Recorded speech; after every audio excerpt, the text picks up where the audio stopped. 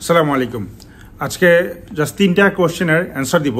যারা স্টুডেন্ট হিসেবে দেশের বাইরে পড়তে যাচ্ছেন তাদের 3টা খুব কমন কোয়েরি থাকে। প্রথম কোয়েরিটা হচ্ছে যে আমরা কোন ব্যাংকে এফডি করলে ভালো হয় বা অ্যাকাউন্ট করলে ভালো হয়। সেকেন্ড কোয়েশ্চেন থাকে যে ফিক্সড ডিপোজিটের বা ডিপিএসের আমার সার্টিফিকেটগুলো আমি কিভাবে নিব, বা সঞ্চয়পত্র আছে সেটা আমি কি প্রাইভেট কমার্শিয়াল ব্যাংকে কি করতে পারবো কিনা, আমরা সার্টিফিকেটগুলো কোন ফরম্যাটে নিব, সার্টিফিকেটে কি লেখা থাকতে হবে। অ্যান্ড ফাইনাল কোয়েশ্চেন থাকে যে ভিসা হয়ে গেছে, সো এখন আমার ফিক্সড ডিপোজিটগুলো বা সেভিংসগুলো আমি কি এনক্যাশ করতে পারবো কি না, বা কখন এনক্যাশ করতে পারবো। আচ্ছা, প্রথম কোয়েশ্চেনটা হচ্ছে যে কোন ব্যাংকে বা কোন আর্থিক প্রতিষ্ঠানে আপনারা ফিক্সড ডিপোজিট বা আপনাদের সেভিংস স্কিম অথবা সঞ্চয়পত্র করতে পারেন।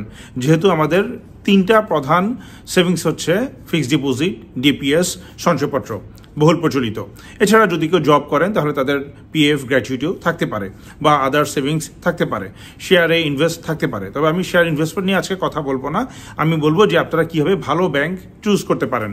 ভালো ব্যাংকের সংজ্ঞা মিনস হচ্ছে আপনারা দেখবেন যে যেই ব্যাংকে আপনি অ্যাকাউন্টটা করতে যাচ্ছেন বা ফিক্সড ডিপোজিট করবেন তার ক্রেডিট রেটিং কেমন, তার আর্থিক সক্ষমতা কেমন। যেমন আপনারা জানেন যে কয়েকটা ব্যাংক অলরেডি দুর্বল ব্যাংক, তাদেরকে মার্জ করা বা একুইজিশনের কথা চলছে, তাদের ক্যাপিটাল অ্যাডুকেসি ঠিক নাই, ওখানে হয়তো পরামর্শক বসিয়েছেন বা ইন্ডিপেন্ডেন্ট ডিরেক্টর বসিয়েছেন বাংলাদেশ ব্যাংক। সো আপনি বুঝতেই পারছেন সেসব ব্যাংকে আপনি যাবেন কি না। তো প্রথম সারির ব্যাংকের মধ্যে আমাদের দেশে BRAC bank, CB, Standard Chartered bank, HSBC তো এখন চলেই গেছে, ওরা ছেড়ে দিচ্ছে, সো ওখানে গিয়ে এখন আর লাভ নাই। IFIC bank, prime bank, bank Asia, অনেক ব্যাংকই কিন্তু, even Dhaka bank, eastern bank, অনেক ব্যাংকই আছে। সো এদের মধ্যে থেকে আপনি আসলে ভালো ব্যাংক খুঁজে নেবেন। শাহজালাল ইসলামী ব্যাংক আছে বা ইভেন ইসলামী ব্যাংক আছে, সোনালী, রূপালী, এই ধরনের যেটা রাজশাহীতে ব্যাংকগুলো, সেটাকেও আপনি চুজ করতে পারেন ভেবে চিনতে। আপনি যদি চিন্তা করেন যে সোনালী ব্যাংকে অনেক ভিড় বেশি, আবার দেখবেন যে আপনি ইসলামী ব্যাংকে অনেক ভিড় বেশি, কিন্তু ইসলামী ব্যাংকে আপনি গুলশান ব্রাঞ্চে যান, দেখবেন যে অনেক রিজনেবল একটা ভিড়। যে কোনো ব্যাংকের আপনি ইসলামপুর ব্রাঞ্চে যান, কারণ বাজার ব্রাঞ্চে যান বা মিরপুর ব্রাঞ্চে যান, কাস্টমারের আধিক্য বেশি, বা মোহাম্মদপুর ব্রাঞ্চে বা শ্যামলী ব্রাঞ্চে, এই ধরনের ব্রাঞ্চে একটু কাস্টমার বেশি থাকবে। আবার আপনি গুলশান, বনানী বা বনানী 11, বাড়িধারা, নর্থ গুলশান, এইসব জায়গায় যে ব্রাঞ্চগুলো আছে সেখানে দেখবেন যে কাস্টমার তুলনামূলকভাবে কিছুটা কম পুরান ঢাকা বা মতিঝিল এইসব অঞ্চলের তুলনায়। সো ওইখানে ভিড় বেশি, ওই ব্যাংকে যাব না, এই চিন্তাটা মনে হয় করা উচিত না।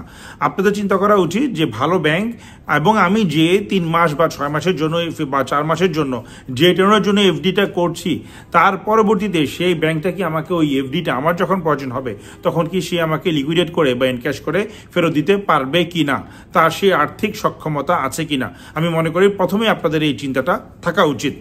সেকেন্ড হচ্ছে কি, আপনার হয়তো চিন্তা করতে পারে যে না, আমি এখানে ফিক্সড ডিপোজিট করব বা ডিপিএস করব, হোয়াট এভার, আমি কিছু ফান্ড নিয়ে যাব, কিছু ফান্ড এখানে, আমার একটা সিগনিফিক্যান্ট ফান্ড এখানে থেকে যাবে, তাহলে আমার রেটটা একটু ভালো লাগবে, ইন্টারেস্ট রেট। তাহলে সেটাও আপনি বিচার করে দেখবেন যে আপনার কোন ব্যাংক ইন্টারেস্ট ভালো দিচ্ছে।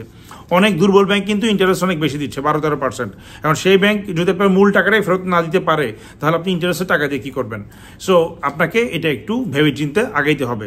আচ্ছা, সেকেন্ড যে কোশ্চেনটা আছে, আমরা ফিক্সড ডিপোজিট বা সেভিংসের বা সঞ্চয়পত্রের সার্টিফিকেটটা কীভাবে নিব। ইংলিশে তো মাস্ট, কিন্তু অন্যান্য কী কী লেখা থাকতে হবে। সাউন্ড অ্যান্ড সলভেন্ট, আসলে ভাই সাউন্ড অ্যান্ড সলভেন্ট এই কথাটা সবার জন্য প্রযোজ্য না, বা আমি কখনো শুনি নাই, ইভেন ইউরোপে বলেন, অস্ট্রেলিয়া, কানাডা বা ইউএসএ, কেউ আপনাকে সুনির্দিষ্টভাবে সাউন্ড অ্যান্ড সলভেন্ট কথাটা লিখে দিতে বলে।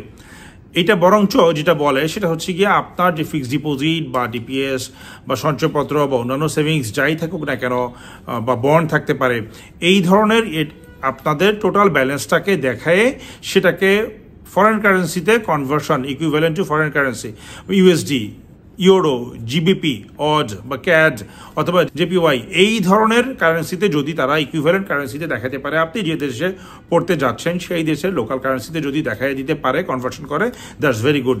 তবে ইউএসডিতে দেখাইলে সবখানেই মোটামুটি এটা সর্বজন বিদিত। তারপরে যদি কোনো ইউনিভার্সিটির বা কোনো দেশের যদি কোনো পার্টিকুলার থেকে থাকে কোনো শর্ত, সেটা আপনারা আগেই যে ব্যাংক আপনি চুজ করছেন সেই ব্যাংকের কর্মকর্তা বা স্টাফদের সাথে অবশ্যই আপনারা আগে থেকে আলাপ করবেন। ফিক্সড ডিপোজিট করে গিয়ে তা 3 মাস পরে বলেন যে আমাকে এই ফরম্যাটে দেন, ইন কেস কোনো কারণে ওই ব্যাংকের স্পেসিফিক ওই ফরম্যাটটা নাই, অতএব আগেই আপনি এটা আলাপ করে নেন। আপনার যদি ইন্টারেস্ট রেট নিয়ে কোনো সেন্সিটিভিটি থাকে এগুলো আগে জিজ্ঞেস করেন। সাধারণত ফিক্সড ডিপোজিটের উপরে বা ডিপিএসের উপরে কোনো অ্যাকাউন্ট মেনটেন্যান্স ফি নাই ব্যাংকের, তবে গভর্নমেন্ট এক্সাইজ ডিউটি আপনার ডিপিএস এর উপরে আছে, আপনার ফিক্সড ডিপোজিটের উপরে আছে, অ্যাকাউন্টের উপরেও আছে। সো এই জিনিসগুলো একটু জেনে নেবেন যে আপনি 3 মাস পরে আলটিমেটলি কত টাকা পাবেন বা 6 মাস পরে আলটিমেটলি আপনি কত টাকা পাবেন। এখান থেকে গভর্নমেন্ট আপনার একটা ট্যাক্স কাটবে, আবার ইন্টারেস্টের উপরে 10 থেকে 15% গভর্নমেন্ট আরেকটা ট্যাক্স কাটে। আবার ব্যাংকে অনেকে গিয়ে আমরা রিকোয়েস্ট করি যে এখানে ভাই লিখে দেন যে এই ফান্ডটা আমার মিনিমাম 28 ডেজ বা 30 ডেজ আছে। সো আপনি যদি গতকালকে এফডি ইস্যু করে আজকে বলেন বা গত সপ্তাহে এফডি বা ডিপিএস ইস্যু করে আজকে ব্যাংকারকে গিয়ে বলেন যে আমাকে এটা লিখে দেন, কেউ কি লিখে দিবে? কোনো কমপ্লায়েন্ট ব্যাংক এটা লিখে দিবে না। আপনাকে তো মিনিমাম ওই 28 দিন বা 30 দিনের থ্রেশহোল্ডটা আপনার ফিক্সড ডিপোজিটের বয়সটা হতে হবে। তো এক্ষেত্রে যেটা করে যে ব্যাংক লিখে দেয় যে ইস্যু ডেট বা ডেট অফ ইস্যুয়েন্স, এটা যদি উল্লেখ করে দেয় তাহলে কিন্তু আপনার এই পারপাস সলভ হয়ে যায়। তো যারা এটা দেখবে অ্যাম্বাসেডর বা ভিসা কাউন্সিলর, সে কিন্তু সহজে বুঝতে পারবে যে এটা কি। তাকে কিন্তু প্রপারলি লিখে দেওয়ার দরকার নেই যেটা 28 দিনের বেশি আছে বা 30 দিনের বেশি আছে। থার্ড ওয়ান হচ্ছে গিয়ে যে অনেকে বলেন যে আমাকে আরেকটা ক্লজ লিখে দেন যে এই এফডিটা এনি টাইম এনক্যাশেবল বা লিকুইডেবল। হ্যাঁ, এটা লিখে দিতে পারে ব্যাংক তখনই যখন আপনার ওই সুনির্দিষ্ট সেভিংসের অ্যাগেনস্টে, ওই এফডি বা ডিপিএসের অ্যাগেনস্টে আপনার কোনো লোন বা ক্রেডিট কার্ড সুবিধা নেওয়া নাই।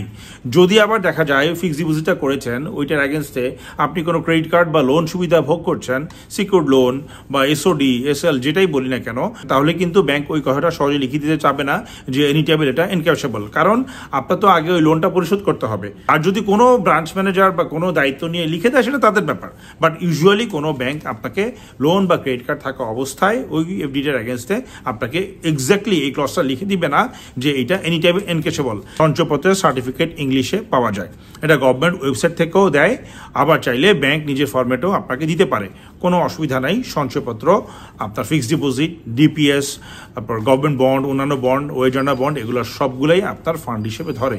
ইভেন অনেক ইউনিভার্সিটি বা অনেক দেশ আপনারা যদি জব করেন দীর্ঘ সময়, আপনার যদি প্রমিনেন্ট ফান্ড বা গ্র্যাচুইটি জমেই থাকে এবং সেই অনুযায়ী যদি আপনাকে আপনার এইচআর বা এমপ্লয়ার যদি কোনো সার্টিফিকেট দেয় সেটাও আপনার কনসিডারেবল।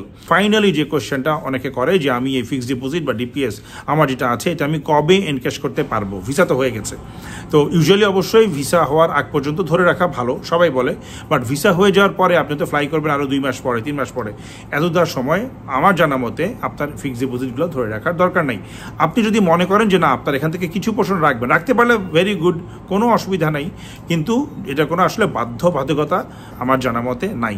তারপরেও আপনারা আপনার নিজস্ব এজেন্সি বা আপনাদের বেন্টরদের সাথে এটা আলাপ করে নেবেন যে ভাই আমি কি এখন এনক্যাশ করাটা আমার জন্য ভালো হবে কিনা, কারণ এটা খুবই কমন সেন্সের ব্যাপার। আপনি এখন চলে যাবেন, আপনার প্লেনের টিকিট কাটতে হবে, আপনি যে দেশে যাচ্ছেন সেখানে তো বাসা ভাড়া করতে হবে, সেই খরচটা যদি আপনার অ্যাডিশনাল টাকা থাকে ভালো। ভিসা হয়ে যাওয়ার পরে আপনি free to encash your investments. যারা মনে করেন সাউন্ড অ্যান্ড সলভেন্ট লিখে দিলেই ব্যাংক আপনাকে ভিসা দিয়ে দিবে, ধরেন আপনি হার্ভার্ড বা এমআইটিতে পড়তে যাবেন স্কলারশিপ নিয়ে, তাহলে একটা কথা। আবার একটা ধরেন সেকেন্ড টায়ার ইউনিভার্সিটিতে পড়তে যাচ্ছেন, ধরেন ফ্লোরিডা আটলান্টিক ইউনিভার্সিটি বা কানাডার টরন্টো ইউনিভার্সিটি অথবা আপনার নোভা স্কোশিয়ায় অথবা অস্ট্রেলিয়ান কার্টিন ইউনিভার্সিটি, যেখানেই যান, যদি এরকম হয় যে আপনাকে ওরা পার্শিয়াল একটা স্কলারশিপ দিয়েছে বা ফান্ড দিয়েছে 20%, ধরেন তারপরে 20% দেওয়ার পরও আপনার আরও 50 লাখ টাকা বা 60 লাখ টাকা পড়তে যেতে বা আনুষঙ্গিক খরচ লিভিং কস্ট হিসেবে লাগবে। তাহলে যদি 60 লাখ টাকা লেগে থাকে তাহলে আপনার মিনিমাম 60 লাখ টাকা বা 65 লাখ টাকার একটু বেশি দেখানোই ভালো। এখন আপনি যদি এসে বলেন যে আমার 60-65 লাখ টাকা নাই, আমার আছে 50 লাখ, হ্যাঁ আপনি সাউন্ড অ্যান্ড সলভেন্ট, 50 লাখ টাকা ইজ এ ভেরি গুড মানি, কিন্তু আপনার ওই পার্টিকুলার ওই ইউনিভার্সিটির বা ওই দেশের রিকোয়ারমেন্টই যদি হয় যে আপনাকে মিনিমাম 60-70 লাখ টাকা দেখাইতে হবে, 50 লাখ টাকা ব্যাংক ব্যালেন্স দেখায় আপনাকে সলভেন্ট বলে দিলেই কি ব্যাংক আপনাকে ওই দেশ বা ওই এম্বাসি ভিসা দিয়ে দিবে? সো এই যে সাউন্ড অ্যান্ড সলভেন্ট কথাটা আসলে অনেক আপেক্ষিক, এইটা ডিপেন্ড করে। ইউরোপের অনেক দেশে 20 লাখ 25 লাখের মধ্যেও পড়তে যাওয়া যায়, তা আপনি যদি 20 লাখ 25 লাখ দেখাইলেই কোনো দেশে সলভেন্ট, আবার কোনো দেশে 1 কোটি টাকাও লাগে, 90 লাখ টাকাও লাগে, 1.5 কোটি টাকাও অনেক জায়গায় লাগে। সেক্ষেত্রে এই সাউন্ড অ্যান্ড সলভেন্ট নিয়ে বেশি মাতামাতি করার আসলে দরকার নাই। আপনাদের দেখা উচিত, আবার আমি একটু সামারি করি, যে ভালো ব্যাংক ফার্স্ট ওয়ান যে আপনাকে মোটামুটি একটা ভালো রেট দিবে এবং আপনার মূল টাকা সহ আপনার ইন্টারেস্টটা ব্যাংক ফেরত দিতে পারবে। ওই ব্যাংক যদি স্টুডেন্ট ব্যাংকিং সুবিধা দিয়ে থাকে তাহলে এবং আপনাদের সঙ্গে আগেই সব কিছু আপনি টার্মস অ্যান্ড কন্ডিশন জেনে নেবেন। আর থার্ড ওয়ান হচ্ছে আবার বললাম, ভিসা হয়ে যাওয়ার পরে ইনশাআল্লাহ আপনি আপনার সেভিংসগুলো প্রয়োজন মতো সময়ে আপনি ইনশাআল্লাহ এনক্যাশ করতে পারবেন। ভালো থাকবেন। আসসালামু আলাইকুম।